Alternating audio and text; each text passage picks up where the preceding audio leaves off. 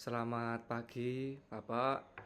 Mungkin sebelum saya mulai interviewnya hari ini, mungkin bisa perkenalan dulu secara singkat.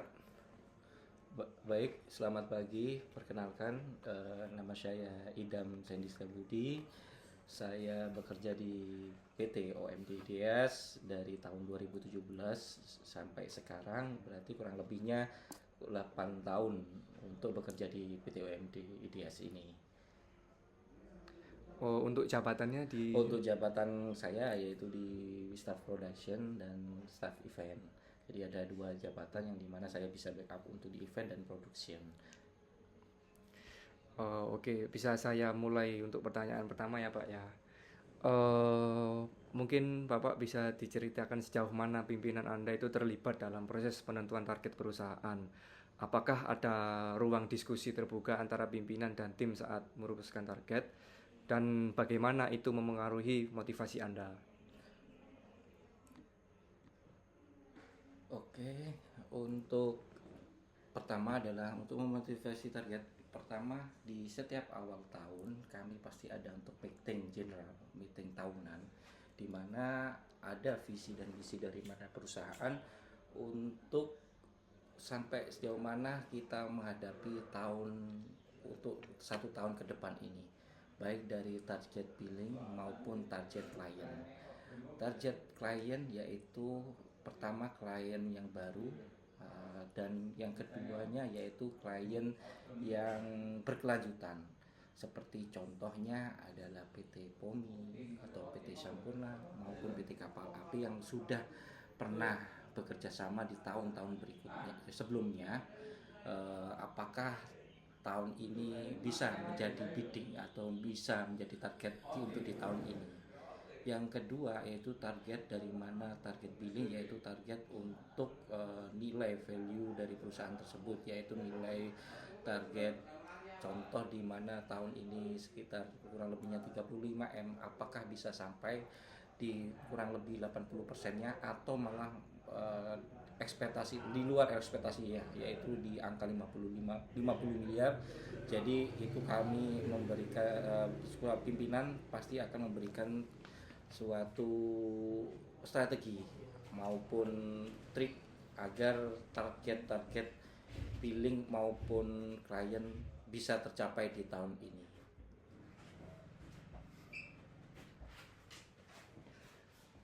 Apakah ada ruang diskusi terbuka antara pimpinan dan tim saat merumuskan target itu, Pak?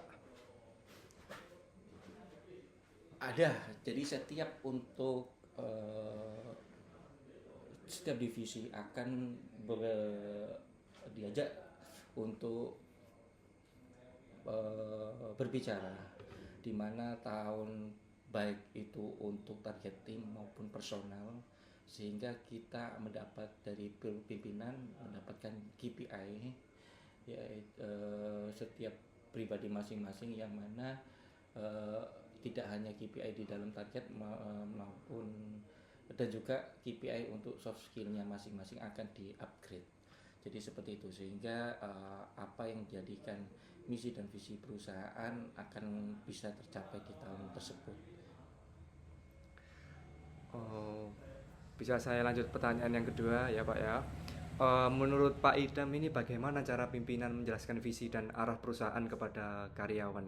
Penjelasan itu memengaruhi cara Anda bekerja sehari-hari.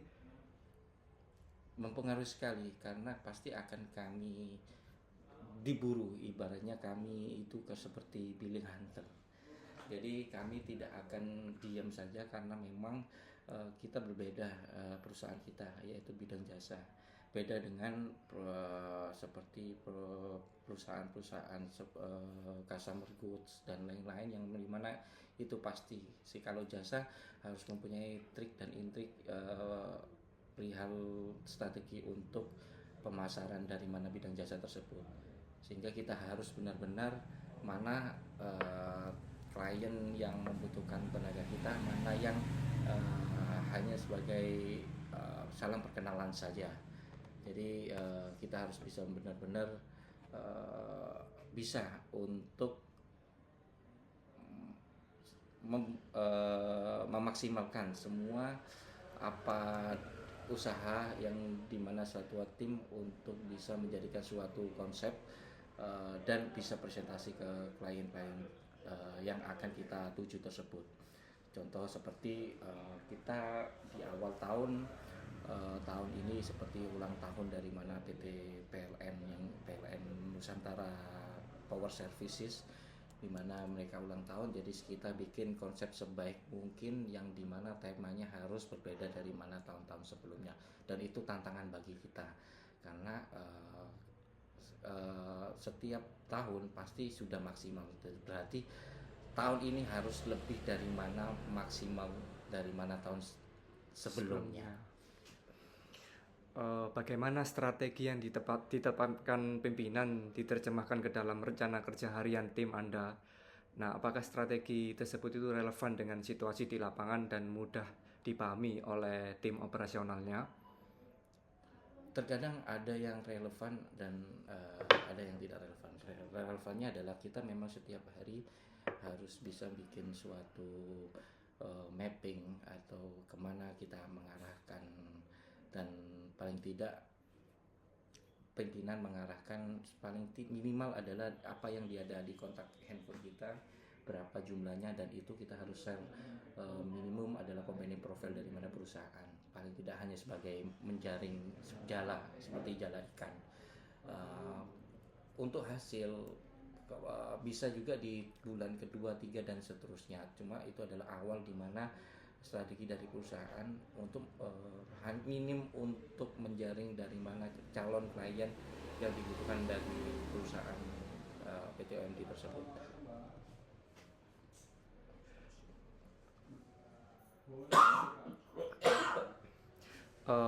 Apa saja langkah nyata yang dilakukan pimpinan untuk menciptakan suasana kerja yang nyaman dan harmonis di tim Anda? Dan bagaimana pengaruh pimpinan ini terhadap semangat kerja tim?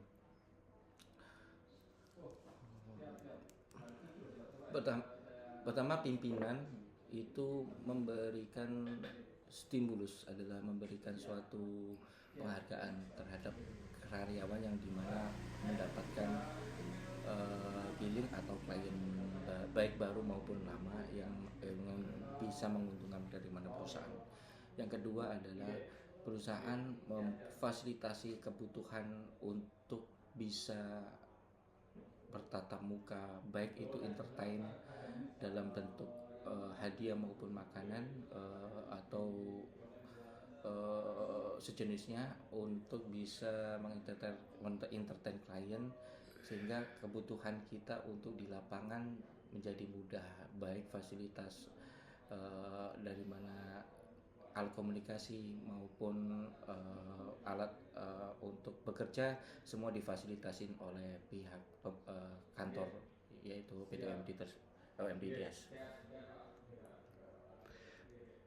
Apakah perusahaan memiliki sistem atau forum untuk menetapkan target peningkatan mutu secara berkala? Mungkin bisa diceritakan bagaimana proses dan apakah Anda itu terlibat di dalamnya? Ada untuk proses proses di mana setiap awal pekan kita ada morning briefing, di mana untuk apakah ada klien baru, ada proses pekerjaan yang belum terselesaikan, maupun apakah ada solusi apabila tidak mendapatkan klien. Itu kita bicarakan di awal pekan. Sebelum jam makan siang kita ada morning briefing, sehingga kedepannya setelah dari morning briefing kita akan bisa bekerja lebih cepat lagi, karena kita sudah mendapatkan dari mana petua dari pimpinan, nasihat-nasihat dari pimpinan, maupun arah strategi dari pimpinan masing-masing divisi, sehingga kita secara utuh tim maupun personal kita diuntungkan karena kita belum mendapat skill yang mumpuni, sehingga kita dapat skill yang mumpuni dan mendapat perbantuan dari mana kemungkinan apabila desainnya kurang bagus mungkin bisa dibantu dengan divisi lain untuk bisa membantu agar proyek ini progres maupun klien baru akan menuju PT OMD IDS menjadi partner kerja maupun partner dari mana proyek-proyek yang akan diterima baik di PT maupun klien-klien yang akan kita jaring ke depannya. Berarti di morning briefing atau weekly meeting ya Pak ya, Benar. itu ada peningkatan mutu secara berkala ya Pak ya? Ada berkala pasti, karena memang itu update dari mana setiap project maupun prospek maupun progres itu terupdate di morning briefing atau weekly meeting tersebut. Oh iya. Lalu bagaimana bentuk upaya peningkatan mutu layanan atau produk di PT OMD ini? Apakah ada mekanisme review atau perbaikan setelah proyek selesai, setelah event selesai gitu? Ada, kita pasti ada perbaikan, baik itu evaluasi internal maupun eksternal. Yang jelas setelah project kita pasti ada evaluasi dengan eksternal, yaitu dengan klien kita. Di mana kurangnya, di mana bagusnya, dan di mana apakah event ini bisa dilakukan untuk di tahun depan, itu pasti akan ada. Dan untuk di internal bahwasanya untuk berikut di hari berikutnya, yaitu ada meeting internal di mana kita akan mengakui di mana ada kekurangan mungkin masing-masing PIC maupun masing-masing dari mana divisi, sehingga kekurangan-kekurangan itu tidak akan terjadi di mana di project atau event berikutnya. Bagaimana perusahaan menetapkan sasaran atau target kerja untuk setiap posisi? Apakah Bapak ini merasa target yang diberikan itu relevan dan dapat dicapai?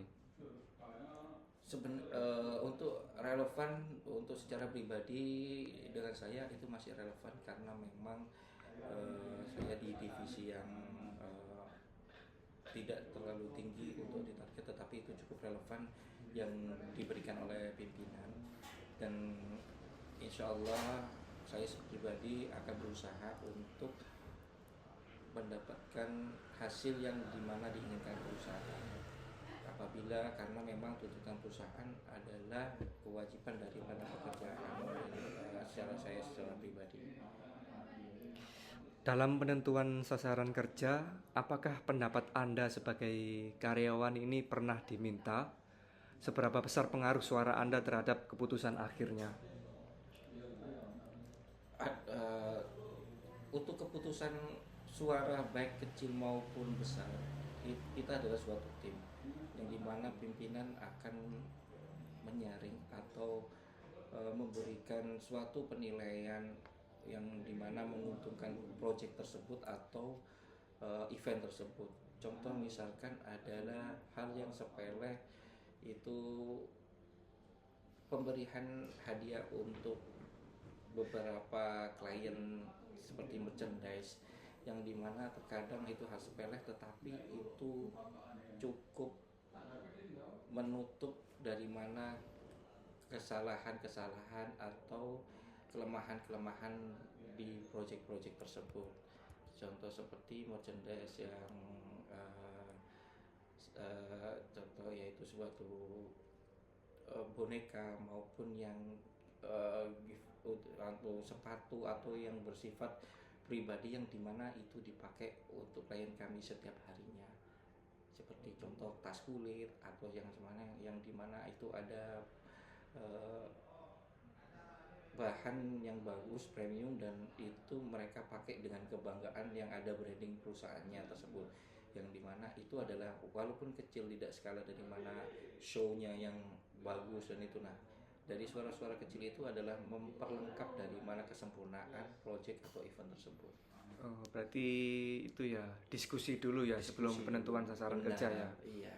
Dari hal kecil itu pasti mempunyai dampak iya. untuk semua, melengkap sebagai pelengkap dari mana kebutuhan atau project itu menjadi sempurna. Mungkin bisa diceritakan bagaimana perusahaan mengenali kebutuhan dan ekspektasi pelanggan baik di awal proyek maupun sepanjang prosesnya. Apakah pendekatan tersebut berubah sesuai jenis kliennya? Jadi untuk mengetahui apa kebutuhan klien adalah satu, kita menanyakan klien apa tema yang dibutuhkan, apa tema yang harus eh, apa yang dibuat di dalam project atau event tersebut. Setelah tema itu kita diskusikan dengan tim apa aja kebutuhan di dalam suatu tema tersebut. Setelah sudah menemukan semua, nah kita akan kembalikan ke pihak klien, apa saja yang apakah ini yang mereka butuhkan. Ternyata klien juga butuhkan, dan apabila ada kekurangan kita hanya menambahkan saja kebutuhan-kebutuhan dari mana klien. Tetapi dari mana lingkup besarnya yang kebutuhan klien yang mereka ingin kerjasama dengan kita, semua sudah terlengkapi, tinggal hanya kecil-kecil aja. Dan itu memang terkadang untuk pas waktu di acara memang ada penambahan, dan itu memang kita harus siap, karena memang kita adalah perusahaan yang tidak hanya sebagai pelaksana, tetapi juga kita konsultan. Jadi apapun yang mereka butuhkan, mereka konsultasikan kepada kita dan kita memberikan solusinya. Memberikan dan memenuhi ekspektasinya ya. Ekspektasi dari mana klien atau dari mana customer kita. Selalu berubah sesuai dengan jenis kliennya ya. Benar, seperti itu. Lalu seberapa mudah pelanggan atau klien ini mencapaikan masukan atau keluhan, dan media apa yang biasa digunakan dan bagaimana respon tim terhadap masukan tersebut? Jadi seperti kita sebelum kita kalau memang sudah deal dengan klien maupun customer, kita pasti akan melakukan suatu kan bentuk komunikasi, yaitu di chat group atau apa, sehingga apapun yang terupdate di situ kita akan share, maupun keinginan klien kita juga akan di-share di dalam satu grup tersebut, sehingga kekurangan maupun komplain atau sejenis yang apapun yang kekurangan akan hadir di dalam chat group tersebut, sehingga kita akan meminimalisir tentang kekurangan dari mana project tersebut atau event tersebut. Apabila ada yang tidak berkenan, maka itu adalah bukti di mana chat group itu sebagai bukti apabila kekurangan tersebut tidak tercapai atau tidak bisa untuk menyenangkan klien atau sebenarnya. Tapi dari tim OMD sendiri itu responsif ya? Responsif sekali untuk hal tersebut, terkait masukan atau keluhan. Masukan dari mana, keluhan dari mana klien. Contoh apabila kita ambil satu contoh PT Sampurna, itu setiap project itu desain biasanya kita revisi itu 3 kali. Nah, untuk responsibel dari mana kami PT OMD bisa kurang lebihnya sampai 8 sampai 10 kali untuk bisa merubah dari mana desain utama. Pernah terjadi juga di mana H-3 desain semua sudah komplit, gara-gara suatu hal owner yang tidak selaras dengan panitia inti dari mana klien, itu merubah semuanya dari awal. Jadi kita harus fleksibel dan kita benar-benar harus siap apabila ada perubahan-perubahan desain, perubahan-perubahan konsep, khususnya di konsep besar maupun konsep yang merubah revisi konsep kecil dan desain-desain yang kita apply-kan kepada customer atau klien kita. Nah, itu lebih ke efektivitas penyelesaian keluhan dari klien ya Pak ya. Benar. Kalau medianya biasanya menggunakan secara online Zoom meeting atau langsung bertemu dengan kliennya. Benar. Dan kita responsif untuk masukan atau keluhan tersebut. Benar. Nah, berarti solusi biasanya itu selalu disepakati bersama klien. Apakah ada alur formalnya? Ada, Mas Raffi. Jadi setiap desain, setiap konsep, pertama adalah konsep. Kalau mereka menyukai dan oke, saya mengambil konsep ini, kita langsung tahap kedua adalah profile design. Baik itu desain cetakan untuk visual dari mana untuk promosi digital mereka, maupun baik itu internal maupun untuk eksternal, maupun cetak baik itu untuk produksi dan yang lainnya, sehingga setiap file itu harus ada approvalnya, dan itu bertanda tangan dan bertanda tangan basah. Oh iya. Sehingga itu ada hukum ketetapan yang kuat bagi kita sebagai untuk konsultannya. Apabila ada keluhan dari mana klien, kami bisa meresponnya, tetapi kita tidak bisa menjanjikan yang eh, baik, tapi kita akan mengusahakan apabila ada kendala atau pergantian desain. Tapi itu tergantung tipikal jenis kliennya ya. Benar, Ada yang itu pakai balik. alur formal dan ada yang tidak perlu alur formal ya. Benar, itu tergantung dari mana pihak kliennya saja. Oh iya. Lalu bagaimana sistem penyampaian informasi penting dari manajemen ke seluruh tim OMD ini? Apakah informasi itu tersampaikan secara merata dan tepat waktu, terutama dalam project event yang dinamis? Jadi untuk pertama adalah bahasa daripada dari perusahaan BTOMD, yaitu ada menerima brief. Jadi untuk setiap personal di karyawan BTOMD untuk datang ke klien-klien, setelah datang mereka akan mendapatkan brief. Nah, brief itu setelah mereka balik dan selesai dengan klien, itu langsung akan didelegasikan atau dibicarakan atau dimeetingkan setelah mereka balik ke kantor, ataupun langsung dari klien tersebut, bahwa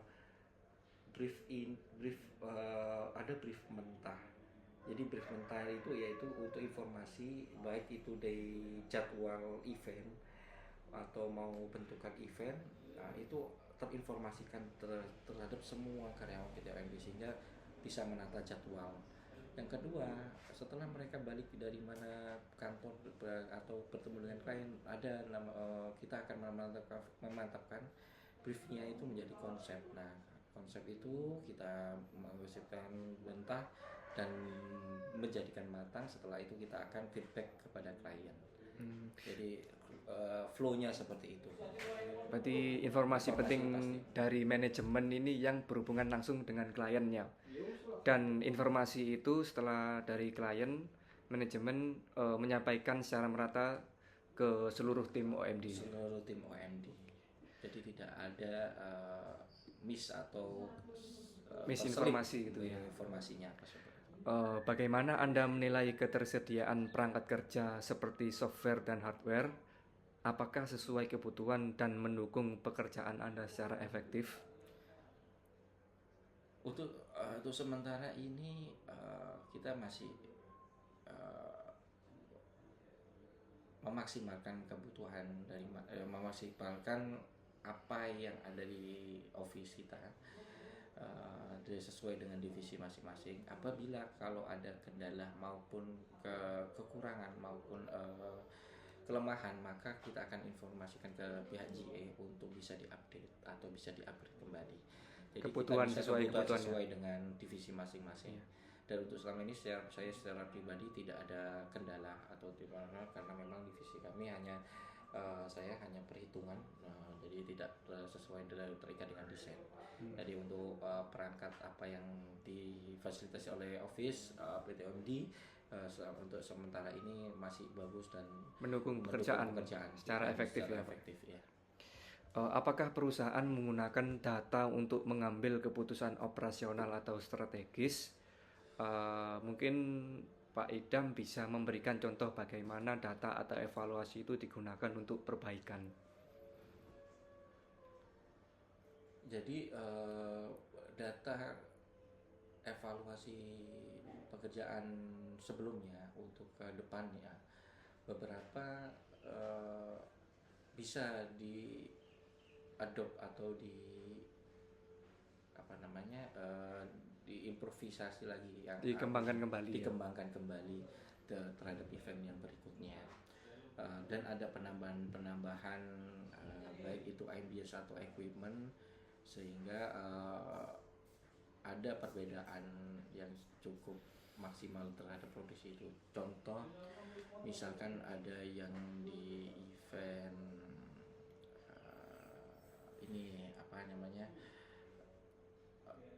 event di posisi event Hisamitsu kemarin, Jadi Samisu kemarin kita untuk menyiasati dengan kemepet jadwal dengan bersamaan dengan event, kami menggunakan desain-desain yang dimana udah ada sehingga tinggal diimprovisasi saja secara maksimal, dan itu cukup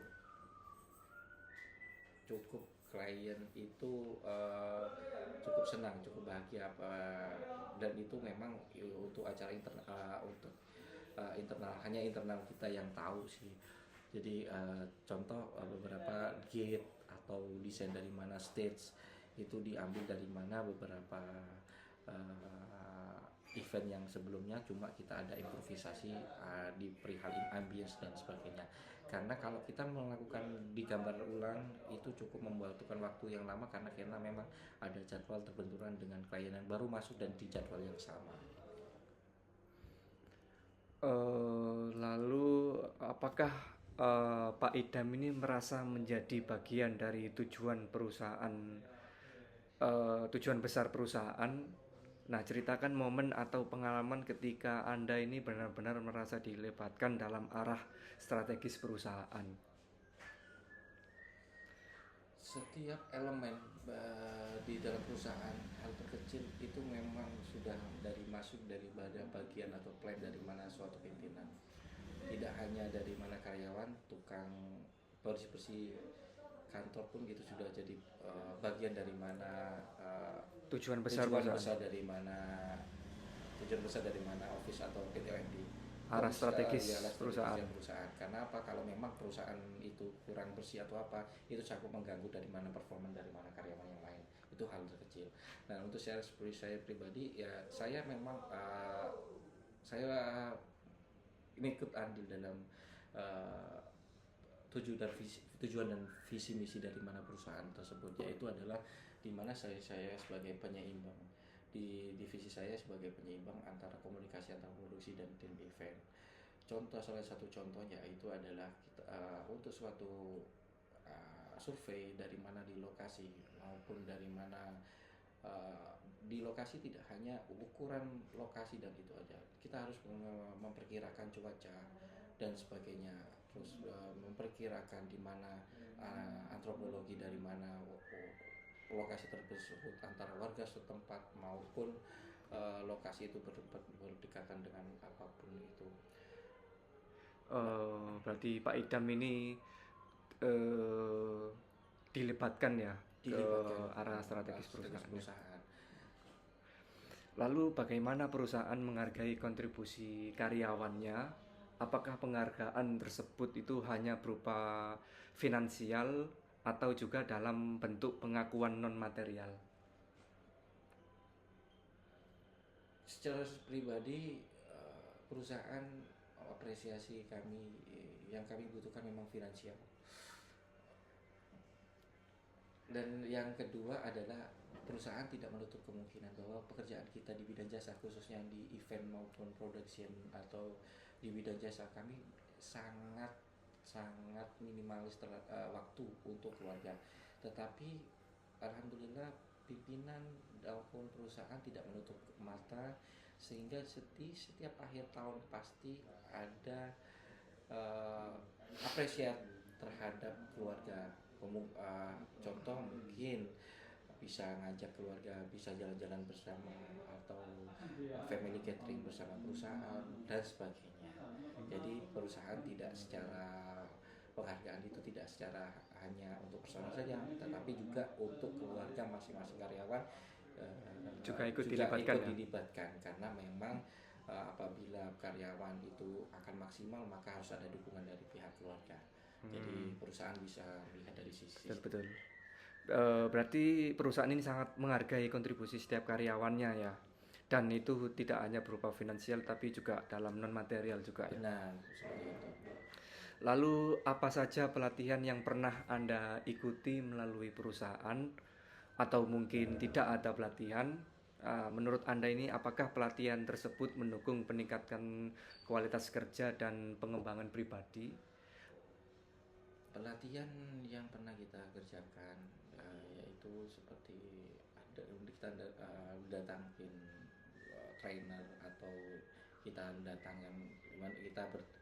berdatang di suatu seminar atau workshop, itu cukup mendukung dari secara pribadi untuk skill kami. Contoh yaitu untuk seminar K3 daripada event itu cukup diperlukan karena itu Ketiga ini keselamatan ya. keselamatan, yaitu bentuk dari mana poin dari mana beberapa hal yang harus dilakukan untuk setiap loading di saat loading equipment di suatu project ataupun event.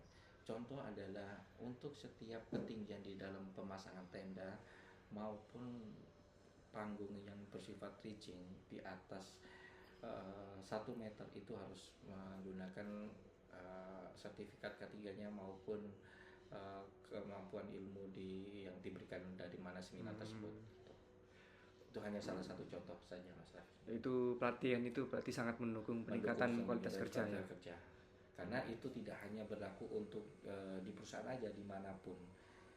Itu karena memang sangat penting di kehidupan sehari-hari, khususnya untuk di bidang profesional. Oh ya, betul. Apakah Anda merasa proses kerja harian di perusahaan ini sudah mencerminkan visi perusahaan? Bagaimana keterkaitan antara SOP, arahan manajemen, dan eksekusi lapangan? Untuk setiap harinya memang terbilang seperti kelihatan akan santai-santai saja, cuma itu di kesantaian tersebut ada beberapa pekerjaan di mana entah itu pekerjaan yang kemarin belum terselesaikan maupun yang akan dilakukan ke depannya, itu kembali ke divisinya masing-masing. Arahan manajemen memang mengarahkan untuk setiap personal maupun tim itu mendapatkan target suatu billing untuk bisa menghasilkan dan goal di akhir tahun itu harus dilakukan, dan itu kembali ke strategi masing-masing divisi. Tetapi pembimbingan sudah memberikan arahan, memberikan suatu fasilitas, tinggal kita melakukan di lapangan, manajemen hanya mengetahui hasilnya saja.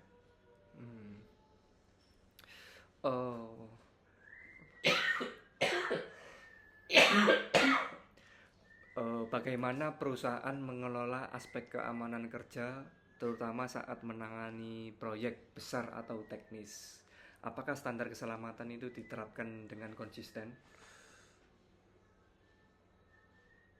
Alhamdulillah, untuk standar keselamatan itu terpenting dimanapun itu, perusahaan pasti akan mengutamakan keselamatan kerja.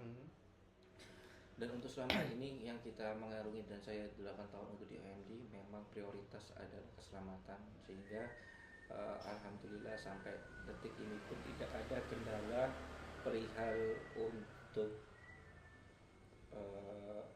terjadi yang tidak kita semua inginkan, baik kecelakaan kerja maupun yang lain. Perihal untuk di luar itu, kami juga tidak mengetahui mungkin kecelakaan di saat berangkat kerja atau apapun, itu memang di luar dari mana kuasa kita. Tetapi kalau di dalam suatu proyek atau pekerjaan, kita memang harus mengutamakan keselamatan, itu yang paling penting utama. Lalu untuk pertanyaan terakhir ya Pak ya, bagaimana proses perawatan alat kerja dilakukan di perusahaan? Apakah ada sistem jadwal atau hanya dilakukan saat alat kerja itu bermasalah? Mungkin kalau di alat kerja ada di software, hardware maupun equipment yang setelah event dipakai itu, Pak. Kayak misal alat-alat games atau gate atau dan produksi-produksi lainnya. Jadi itu juga termasuk peralatan. Ya, jadi setiap event kita, setiap pertama bikin konsep event, dan kita mengutarakan apa yang isi kepala kita. Kalau itu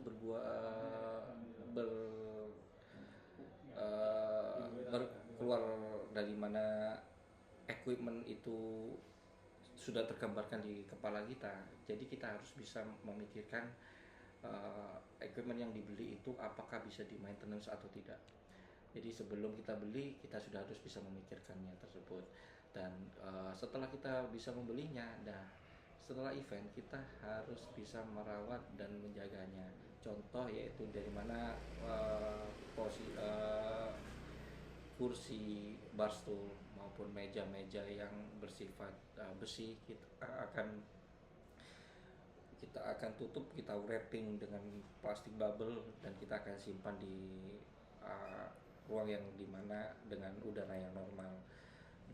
Termasuk yang lain-lain alat-alat games. Jadi setiap selesai dari mana cara kita simpan, dan suatu saat itu akan ada kembali event tersebut, sehingga kita harus benar-benar menjaga. Kita kasih suatu tempat, dan kita kasih suatu contoh seperti alat-alat kecil, dan itu dikelompokkan dan diberikan nama-nama alat-alat tersebut, sehingga waktu ada pencarian atau waktu dibutuhkan tidak terlalu membongkar-bongkar keseluruhannya. Jadi sudah tahu ini lokasinya alat ini, sepeda alat ini, dan sebagainya. Kalau memang kalau misalkan di produksi itu adalah semua yang berbau triplek yang dimana itu tidak efisien, kita akan bongkar dan kita akan hancurkan, karena itu tidak bisa dipakai kembali. Selama itu masih bagus, dan itu kita akan tetap maintenance dengan baik. Tapi itu memang ada masanya, karena memang adalah kayu. Karena kalau kayu maupun triplek itu ada masa, sehingga kurang lebihnya 2 sampai 6 bulanan itu kita akan ada stock of name, di mana itu yang layak atau mana yang tidak layak. Jadi untuk seperti itu. Baik Pak Idam, mungkin cukup sekian untuk interview hari ini. Terima kasih atas waktunya ya Pak ya. Terima kasih kembali Mas Raffi. Sukses untuk Mas Raffi Amin. di Skripsinya skripsi ya. ini. Amin Pak. Terima Ya, kasih Pak. sama-sama Mas Raffi.